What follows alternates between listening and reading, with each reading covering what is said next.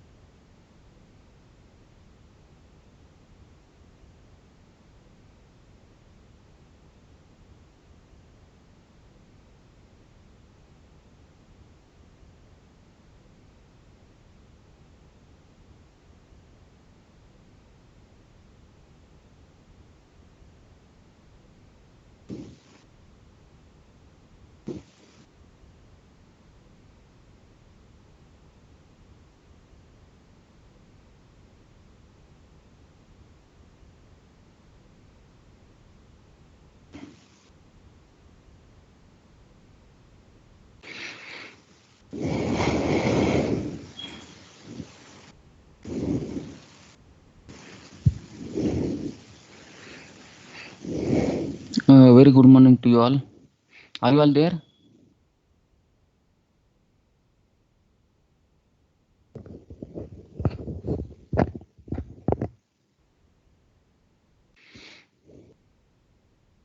Tejas, Good morning, sir. good morning. Other students are joining, so we'll just wait for 1 minute, then we'll start. So before we start, who will tell me about what we discussed earlier in the last session?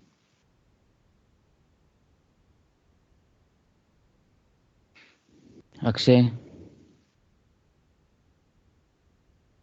Sneha,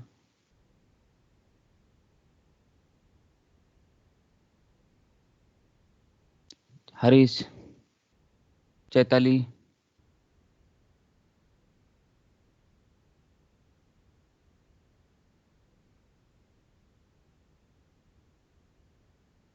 Nikita,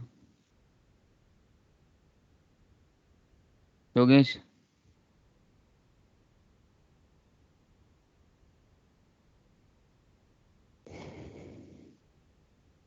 Harish, are you there? Yogesh, Soji,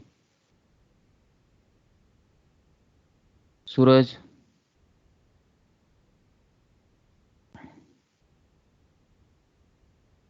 are you able to listen?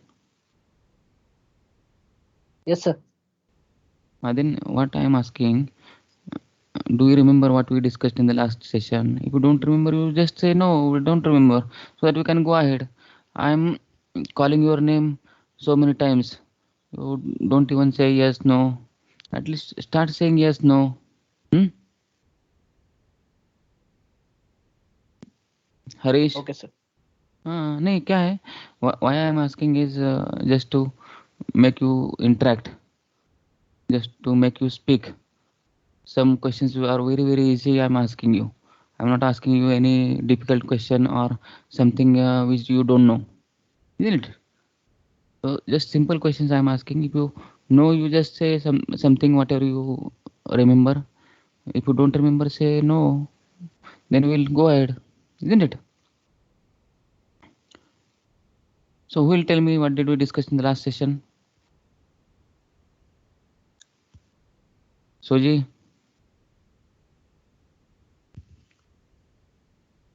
Nikita. Yes, sir. Hmm.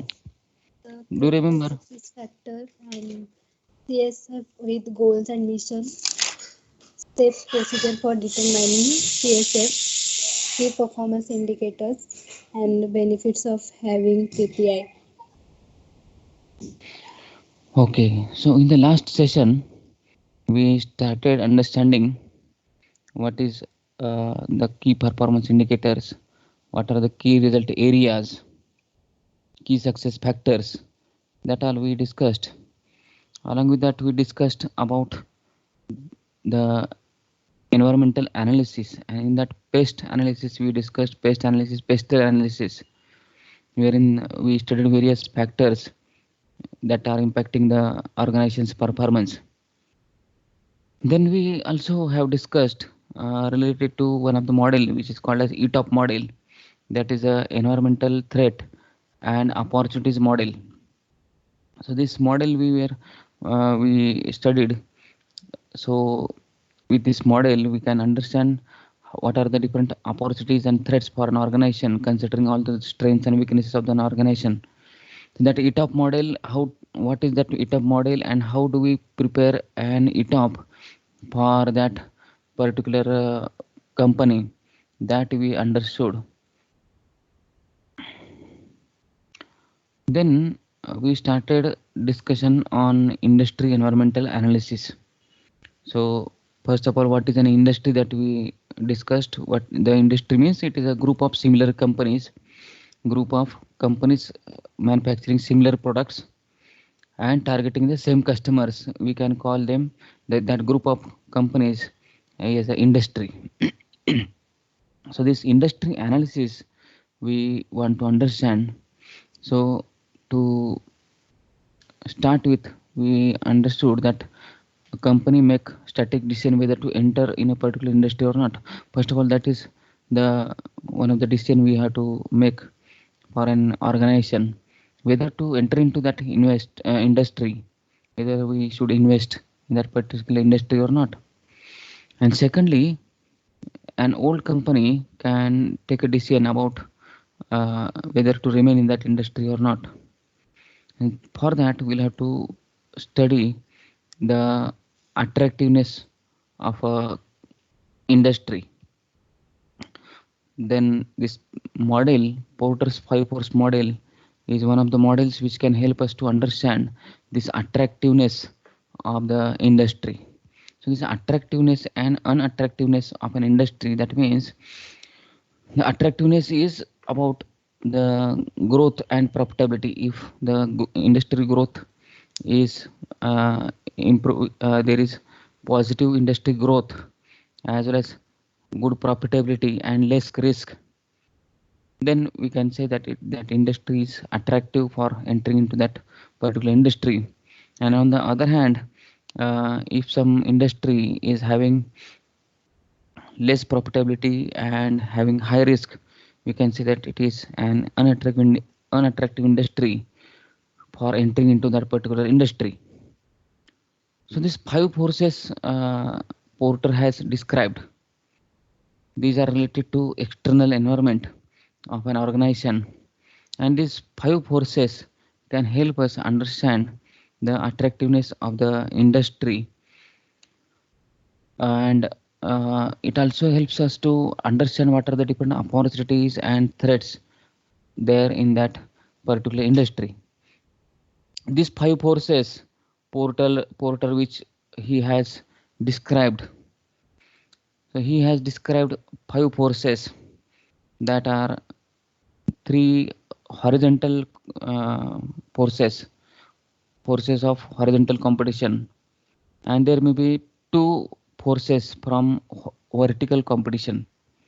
So these 3 forces are threat of substitute products, the threat of established rivals, and threat of new entrants. These are 3 horizontal forces which are affecting, and 2 forces are from vertical competition, that may be bargaining power of suppliers and the bargaining power of customers.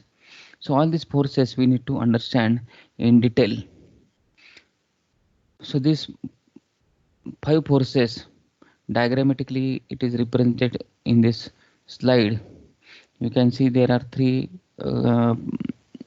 forces on horizontal plane, that is from the participants or the different entities who are at a equal level, therefore they are presented on a horizontal plane. So this can be threat of new entrants, threat from competition, and threat of substitutes. And then there can be 2 vertical forces which are affecting the organization's performance, that is customers bargaining power and then suppliers bargaining power. So as we discussed these 5 forces help us to understand the opportunities and threats.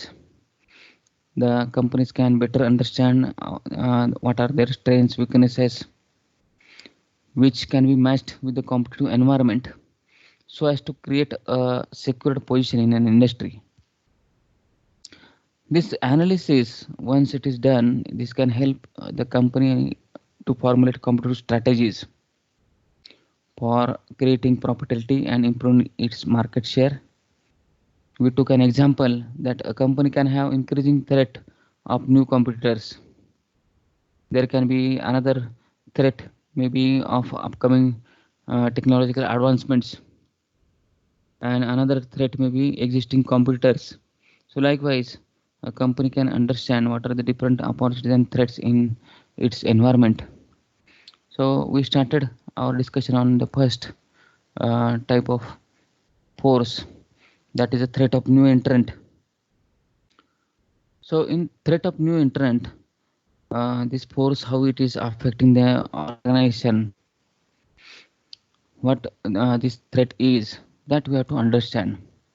And growing industry having profitable trends attracts many competitors to enter into the industry. If a particular industry is being observed by the people or the entrepreneurs as of it having profitable trend, then the new entrants will get attracted towards that particular industry to start their business in that type of particular industry.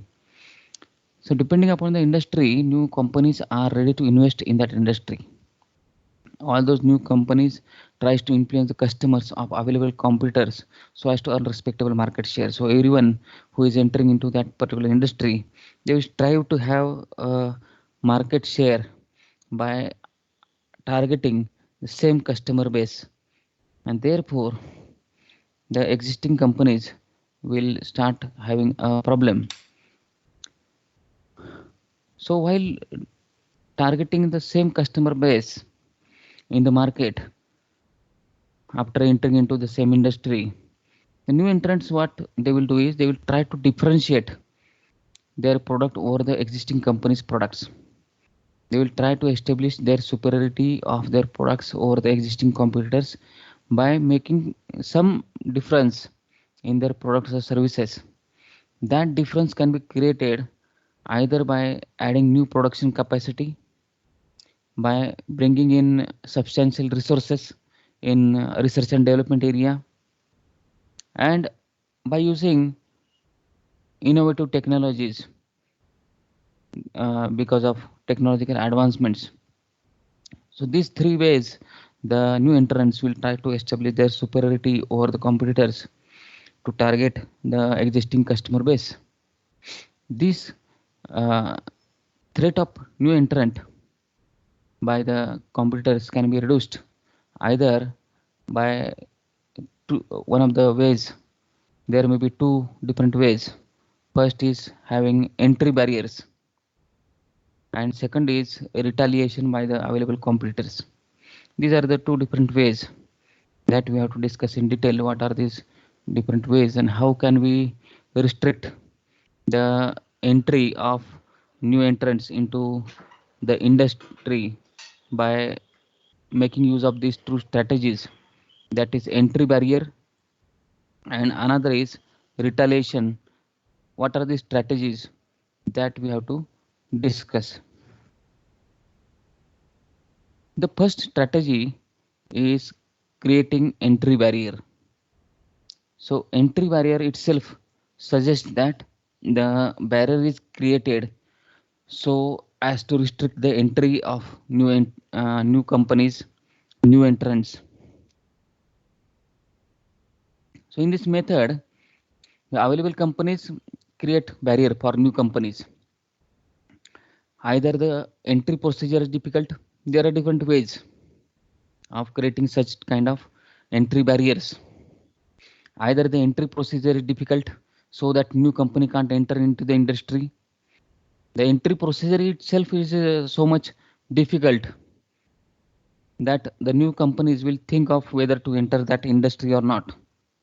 There may be a few examples like pharmaceutical industry. You will see the in manufacturing of pharmaceutical products, the entry process is very difficult. A lot of compliances are to be made, a lot of procedures, licensing part is there. So new entrants will start thinking whether to enter into that industry or not. So the entry procedure is so much difficult that a new company can't enter the industry. The secondly, the entry in the industry is costly. In some industries, maybe you take the example of automobile manufacturing. The entry in the industry is so much costly that it will require huge investment, which the new company cannot afford. So that the existing companies will enjoy their sales and market share. So whatever existing companies are there, they can uh, enjoy their market share, they can enjoy their sales as well as the customer base. Are you getting this? Yes, sir. Yes, sir. Okay. So if you are understanding, can we add something in this?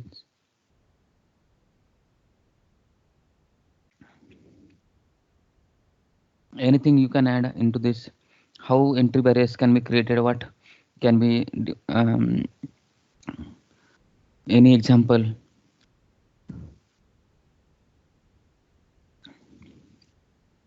Hmm? Have you For understood? example, sir, e-commerce industry, sir. Right? Can you please explain how? Yes, sir. Because cost of marketing and advertisement is very huge. It needs paper advertisement, online advertisement, TV advertisement. So other new entrants cannot bear this cost. Fine. And existing players are very established, like Amazon and Flipkart. Right. So in entry barrier, the entry is made difficult for the new entrants to enter into that industry. That may be first of all, procedure is made difficult, or sometimes the industry or setting up business into that industry requires huge investment in establishment of that company. Therefore, this can be very good examples as Sagar also has given. So this can create entry barrier to the company. So these two most important barriers to entry: capital requirements, and secondly, the government policy and regulations. As we discussed, capital requirement may be huge to start business in that particular industry, and secondly, the government policy, regulations, different compliances, licensing part is there, so that can create an entry barrier.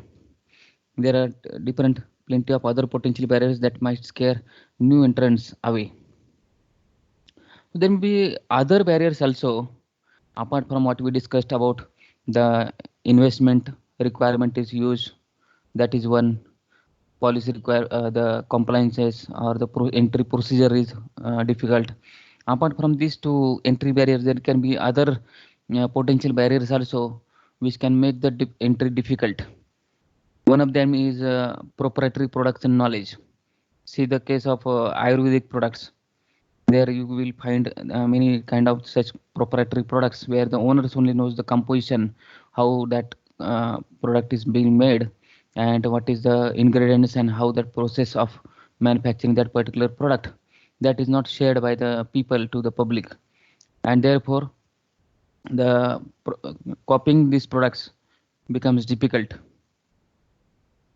Then access to inputs and distribution, access to the raw material and distribution in some cases wherein the raw material is difficult to acquire or to order or to get that particular raw material becomes difficult.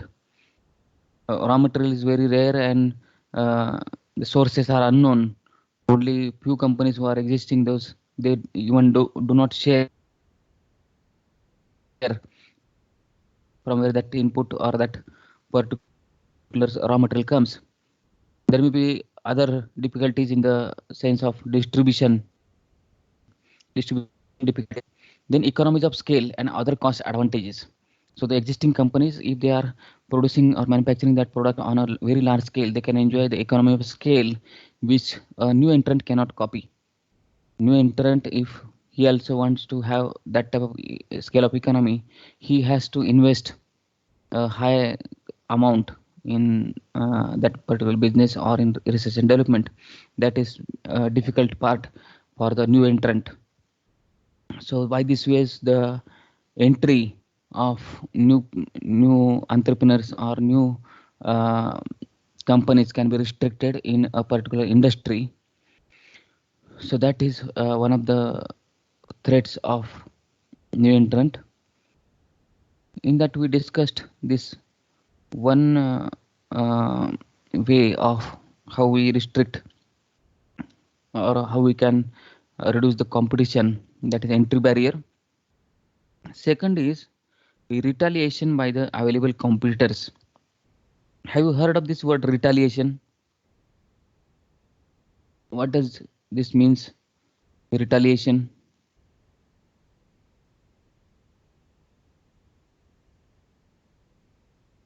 Yogesh?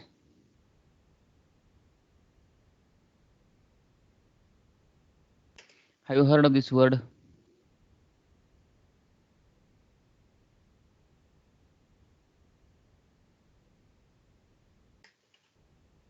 Chagar? Yes, sir. Revenge. Fine. Or you can say instant reaction by the existing companies. That can be called as a retaliation.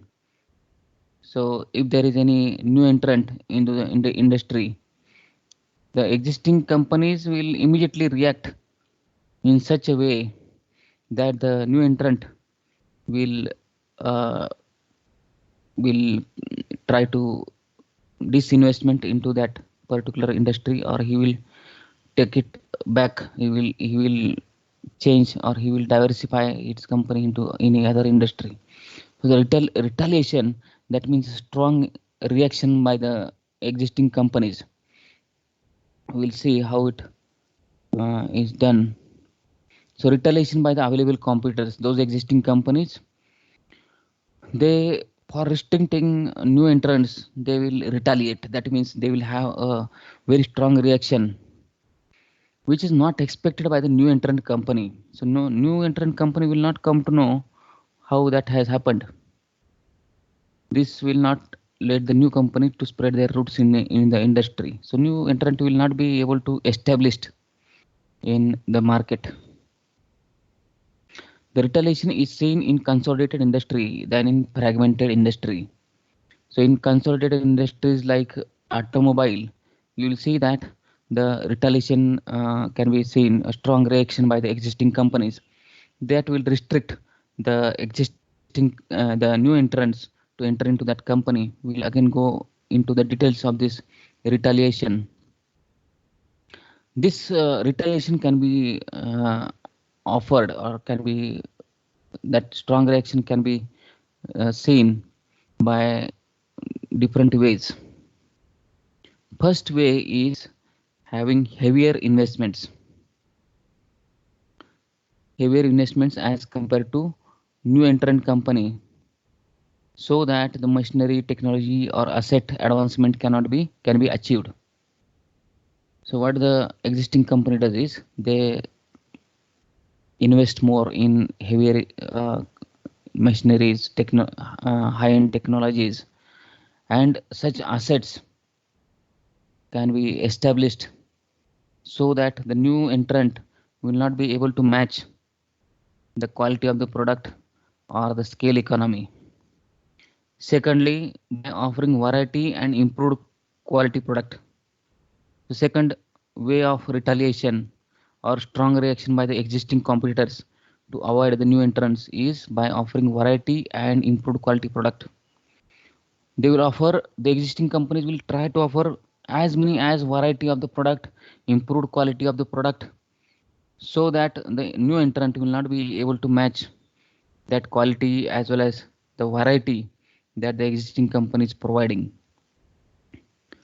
Third is through economies of scale. by manufacturing the product on such a large scale that the per unit cost will be very less, that cannot be matched by the new entrant. And then what they do is the existing company will again reduce the price of the product below which the competitors cannot afford to sell their product in the market. Therefore, these three are ways of retaliation by the existing companies so as to restrict the new entrants into the industry. Can you give any example?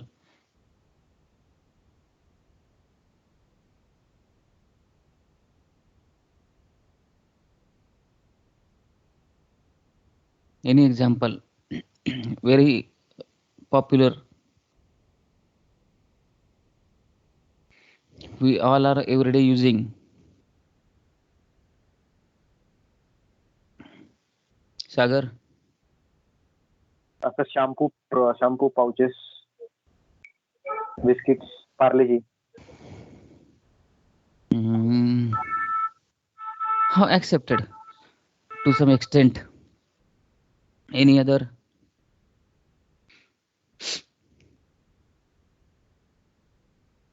Reliance? Can it be Yes, sir. example? Geo service. So that is a very good example wherein they have achieved scale economy which any new entrant cannot match, isn't it? Yes, sir. Whatever price they are offering, it is very difficult for a new entrant to match that kind of low price, and therefore it restricts the entry of newcomer or new business into the existing industry. So that is what is retaliation by the available competitors. So you again we go to the examples for the threat of new entrant. So there may be different industries wherever there are high barriers for entry. So such industry can be car making industry, wherein the new entrant they will have very difficult times to enter into that industry and establish, because there are already established companies in the industry of car making. So you can see the features of car making industry makes new entrants difficult to enter into the industry. That is, first is high upfront capital investment in manufacturing equipments. Very difficult to have high investment in the beginning. Secondly, compliance with safety and emission rules and regulations. There may be many government rules, regulations which the new company will have to comply with. Third is access to parts suppliers. There will be suppliers, access to those suppliers, knowing who are the suppliers of uh, raw material, who are providing good raw material. Development of network of car dealerships, very difficult. It takes time. Big marketing campaigns to establish new car brand with customers, that also requires huge investment that a new entrant finds it difficult. Secondly, there can be industries with low barriers. That may be computer hardware industry, hardware, computer hardware. So anybody can establish a shop or such a small scale business of computer hardware, wherein he can sell this computer hardware or have a repairing business. So that kind of business can have low barriers, very less restrictions. So that can be any new entrant can easily enter into that industry. So that is low barriers of entry.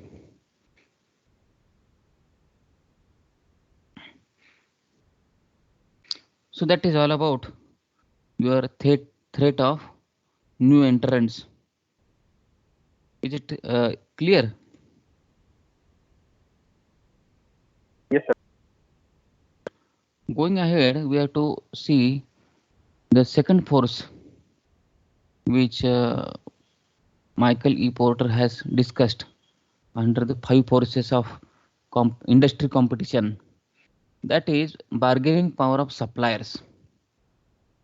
Suppliers, when they are in less number, then they will have more power, bargaining power with the companies who are demanding for raw material from such suppliers.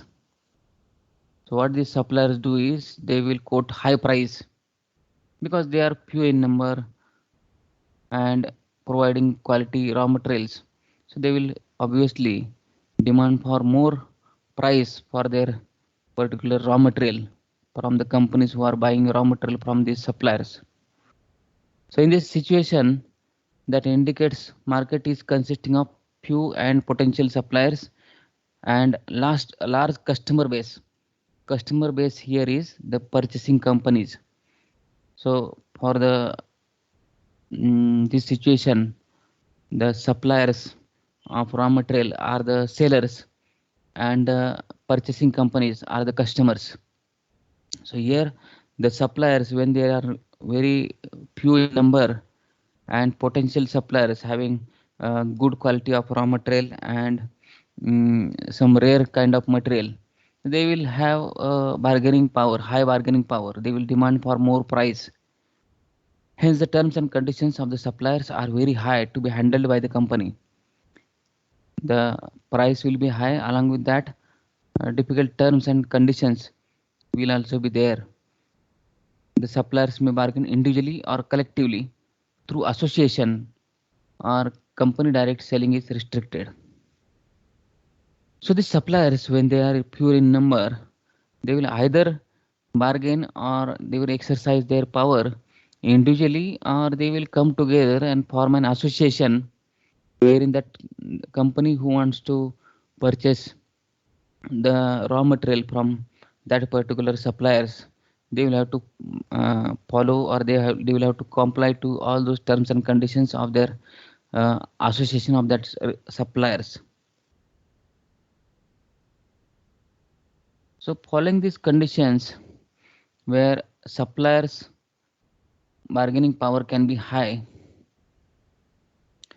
so some of the conditions where the bargaining power of the suppliers is high. First we discussed that when the suppliers are few in number and buyers are in large number. Buyers means those purchasing companies who wants to purchase the raw material from the suppliers.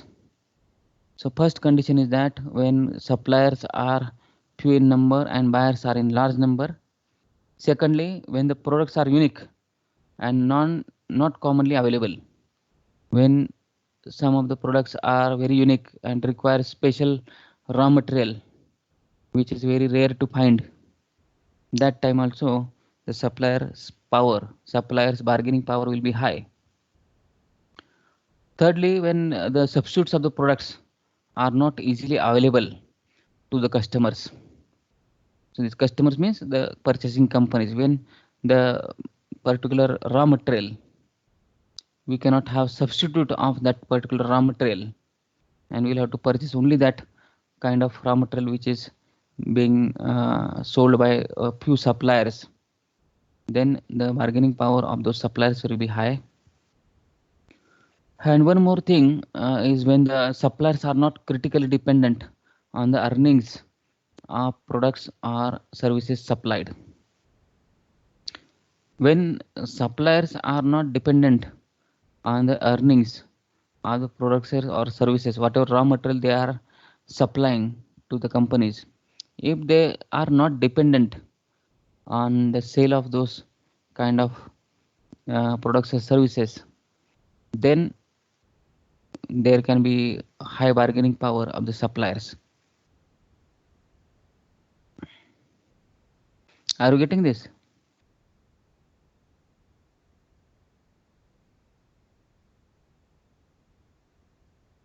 Pallavi? Yes, sir. Yes, sir. So going further ahead in bargaining power of the suppliers,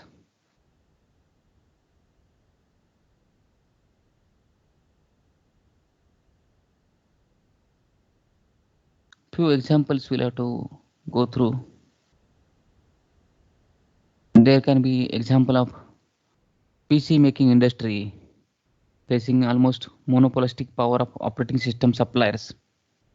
So those operating system suppliers for PC making industry, those are very less in number and are providing some unique kind of operating systems, and therefore their bargaining power will be very high.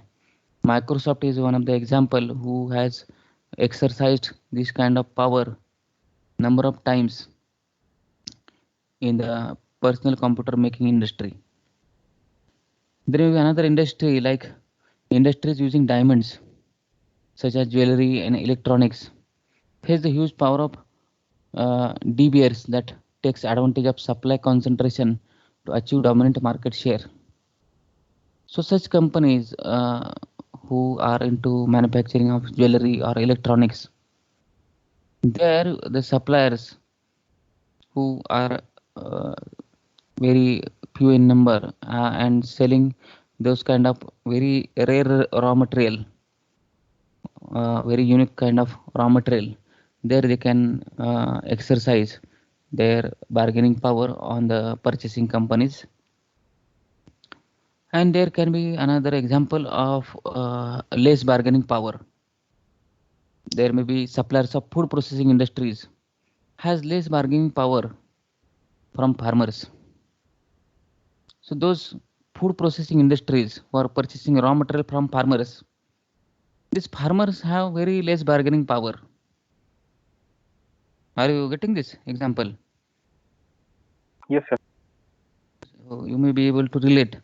Those farmers, they have very less bargaining power because whatever raw material they are supplying, it is not unique. There are number of different farmers who are supplying same kind of this raw material, and therefore they will not have any bargaining power to sell their raw material to the purchasing companies, that is the food processing industries. And because of that low bargaining power, they will not be able to demand for more price. Whatever price these food processing industries are quoting, they'll have to sell their raw material into that particular companies with whatever price is quoted by these companies.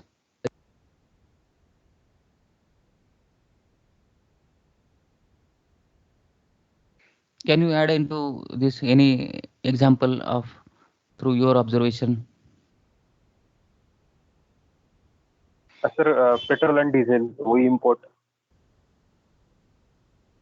Accepted. Accepted on the they can also have bargaining power based on the situation. Monopoly of Arab countries, sir. Right. Accepted.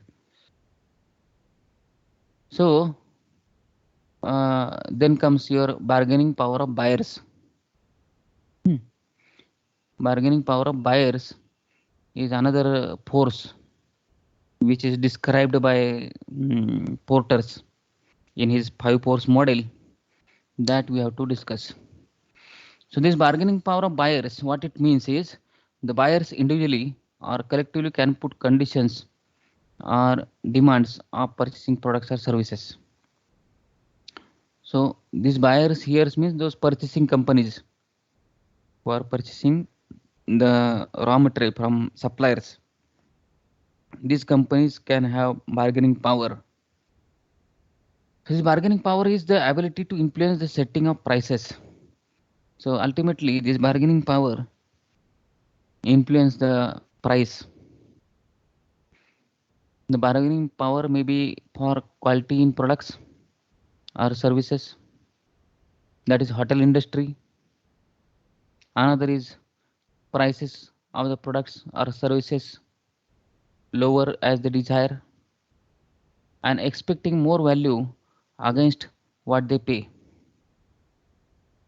So these industries, maybe you take the example of hotel industries, if they are providing quality product and service to the market, they can demand these suppliers for providing the raw materials at a very less price, because they are providing good quality product. They are purchasing the raw material in huge quantities.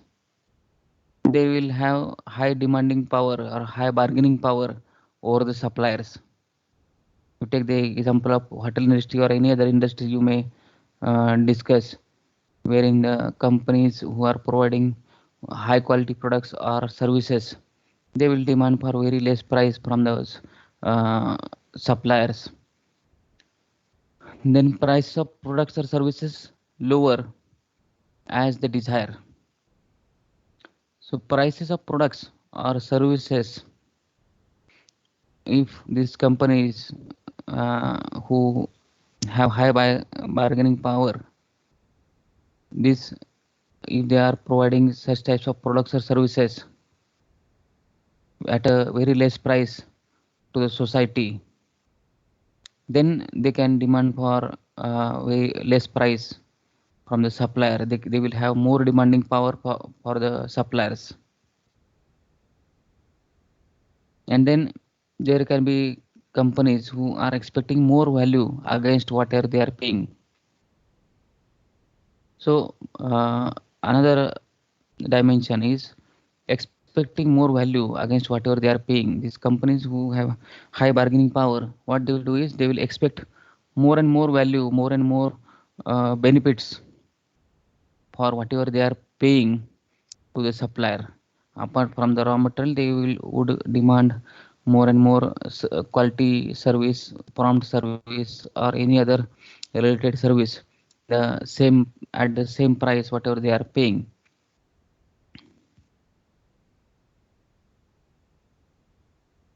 So when such situation can happen, when the bargaining power of buyers can be high, there are some situations wherein this bargaining power of buyers is high. So first condition or situation is that when the buyers are limited in number. When the buyers are less in number and the suppliers are more, then they can demand more from the suppliers. They will demand for more value for whatever they are paying to the suppliers. They will demand for more and more quantity of the raw material or maybe other related product or the related services in the same price whatever they are paying.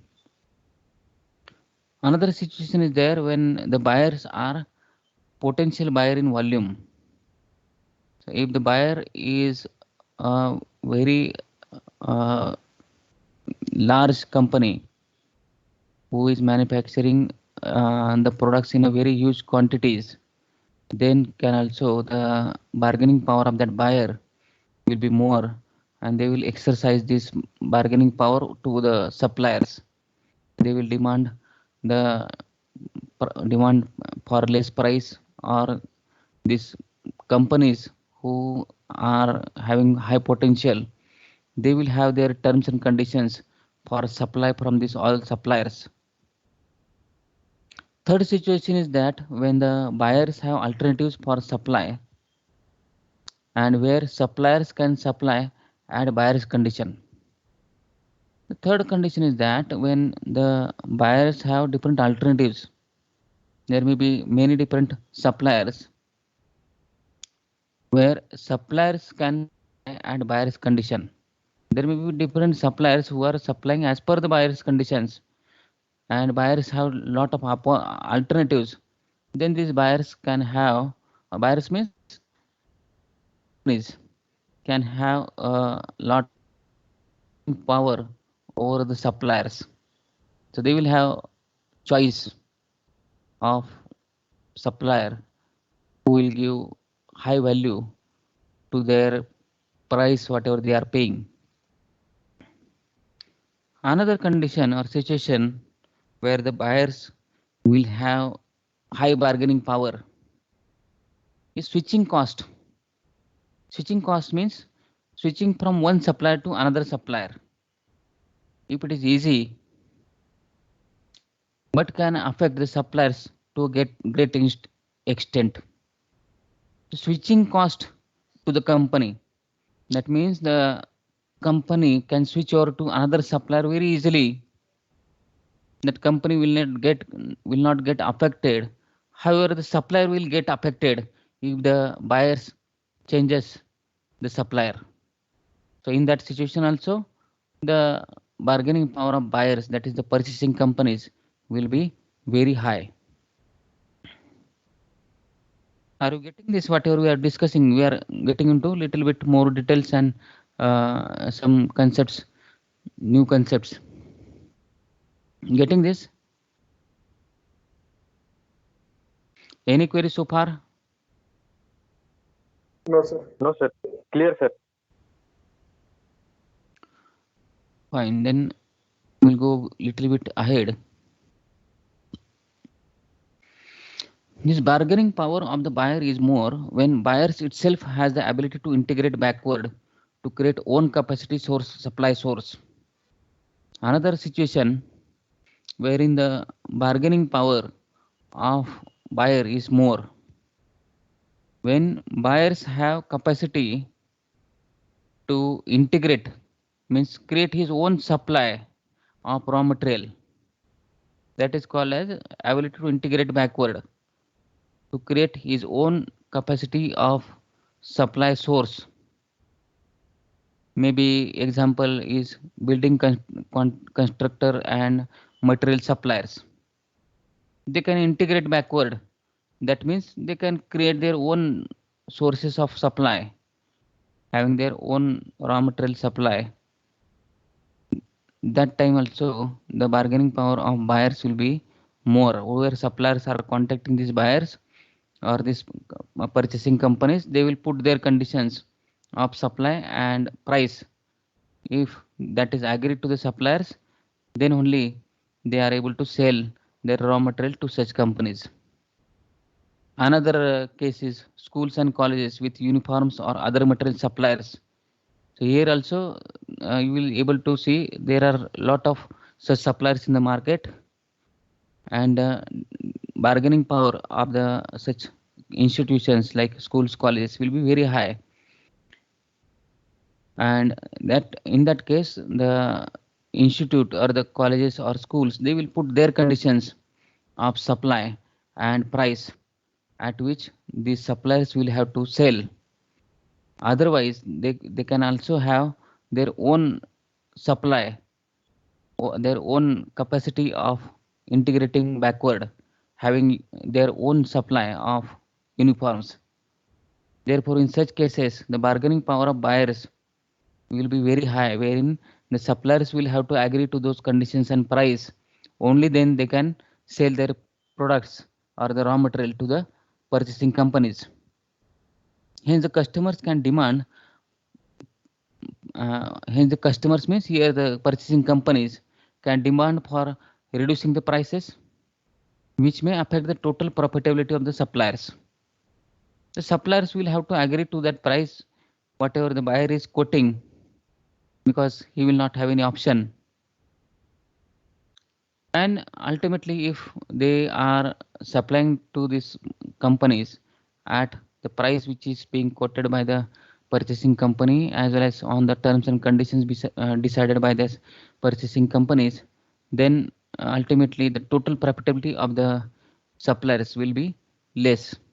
The profits will be less than the monopolistic type of business, or in the first earlier case which we discussed about the bargaining power of suppliers. Here supplier will not have any bargaining power.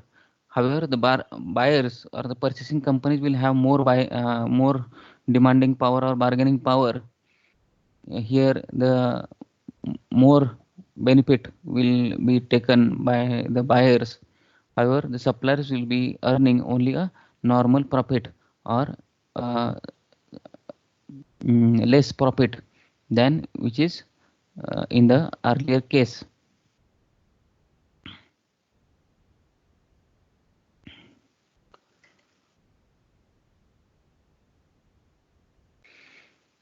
The next force which is being described by Porter is of threat of substitute products. Do you understand what is called as a substitute product? Yes, sir. Options available. Very right. So option is available. Alternative, similar alternative is available. So if you go to any type of product, you may take the case of toothpaste. A simple example. If you ask for a particular brand, if that is not available, then the shopkeeper may show some another brand which is similar. So customer may purchase it. So that is a substitution. Those products who are similar in nature, those can be substituted for each other. So that substitution is also threat to the existing companies into the industry. Whenever we are thinking of entering into an industry, we have to see to it that is the product which we are going to manufacture and sell in that particular industry, is it substitutable? If it is substitutable, then it will have a high threat of substitution in the market. So any new company can come and start selling that kind of similar product into the market, which will be a threat, isn't it? Yes, sir. So the substitutes here we'll have to first understand, are these products which can be substituted with each other. When the products has a large number of substitutes, the price of the products does not move high. If the substitution can be done, if me too kind of product or similar product we are uh, planning to launch, we cannot quote for high price. Then the ability to close substitute produces negative competitive impact. The uh, close substitutes.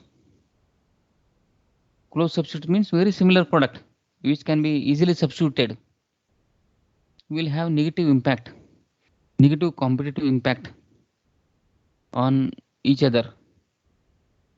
Any industry where close substitutes are not available, the company sells their products at high prices. If in any industry, if there are no close substitutes, then they can sell their products at very high price. So substitution is a threat, where if you are planning to have a product which is similar to others, the company will not be able to quote for any high price. However, if the product is little bit differentiated or unique than the other competitors, definitely they can quote for high price. Now can you give an example?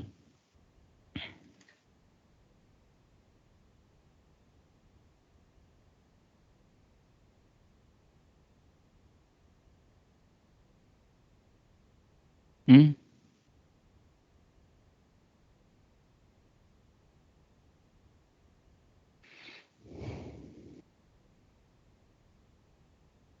Any example from your side?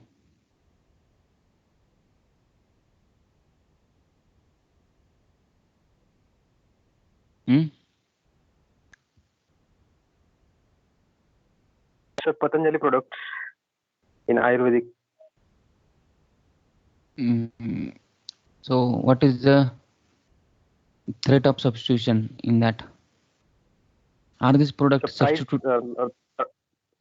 yes, sir, existing brands price matters. Competition in price segment. Fine. Accepted very well. Who gave this answer? Sagar, sir. Sagar, very well. So you can take the example of FMCG companies who are into manufacturing similar kind of products, may it be toothpaste, may it be soap. There the competition is very high. Similar products are there, so customers will have choice. If that particular brand is not available, people will immediately switch over to another brand. So that threat of substitution will always be there, and therefore these people will be always behind advertisement of their products, or maybe the display of their products. And if you see this FMCG products, the substitution will be very high. Maybe brand of any biscuit or your toothpaste or any other product, the threat of substitution will be very high. However, if you plan to have something unique product, something different than the others, that can allow the new entrant or the another company sell their products at a high price, and threat of substitution will be very less. Like Sagar has quoted one of the example of Patanjali, wherein that company has launched few products which are something unique or something different than the other FMCG brands. Therefore, it is difficult to match that kind of uniqueness. So, threat of substitution will be somewhat less to that company, isn't it? Yes. So fine. So what we'll do is, instead of going ahead, we'll stop our today's discussion here. So before we